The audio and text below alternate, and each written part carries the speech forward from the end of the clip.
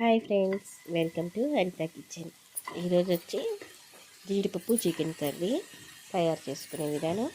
ముందుగా ప్యాన్ పెట్టుకొని చికెన్ని 2-3 సార్లు శుభ్రంగా కడుక్కొని అందులో వేసుకోవాలి.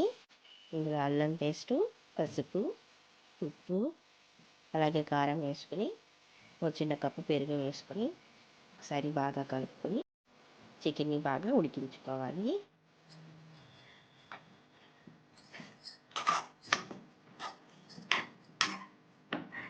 ఇందులో మనం వాటర్ ఏమి యాడ్ చేయట్లేదు, పెరుగు వేసాం కాబట్టి వాటర్ వేయాల్సిన అవసరం లేదు.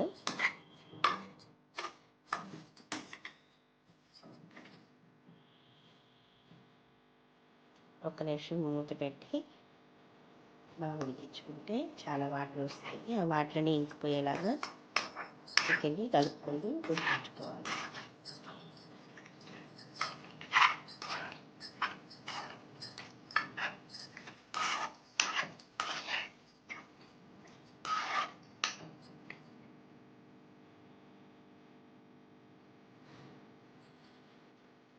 ఇలాగా పెద్ద సైజు ఉల్లిపాయ ఒకటి తీసుకొని పొడుగ్గా కట్ చేసుకోవాలి.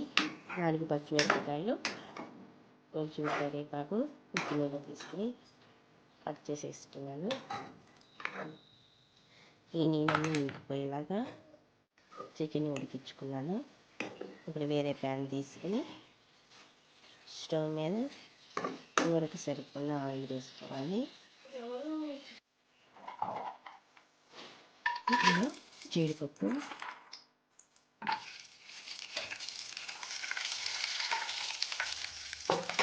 జీడిపప్పు కొంచెం ఫ్రై అయిన తర్వాత ఉల్లిపాయలు, పచ్చిమిరపకాయలు వేసేస్తున్నాను. ఒకసారి కలుపుకొని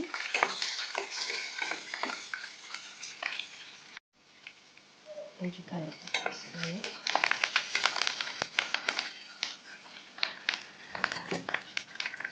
ఇప్పుడు ఉడికించుకున్న చికెన్ని కూడా ఇందులో వేసేసుకోవాలి.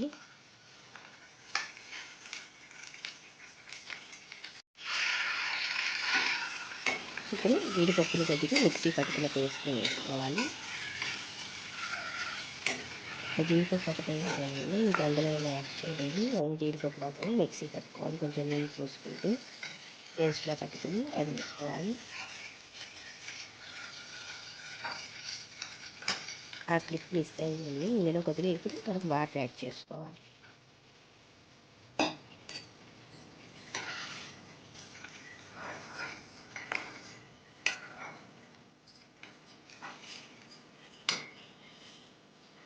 ఇప్పుడు ఇందులో పొడి మసాలా, కొత్తిమీర వేసుకొని ఆయిల్ పైకి వచ్చేదాకా చికెన్ ఉడికించుకుంటే మన జీడిపప్పు చికెన్ కర్రీ రెడీ అయిపోయింది.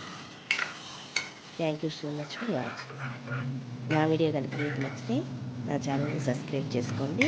అలాగే వీడియోకి ఒక లైక్ కూడా చేయండి.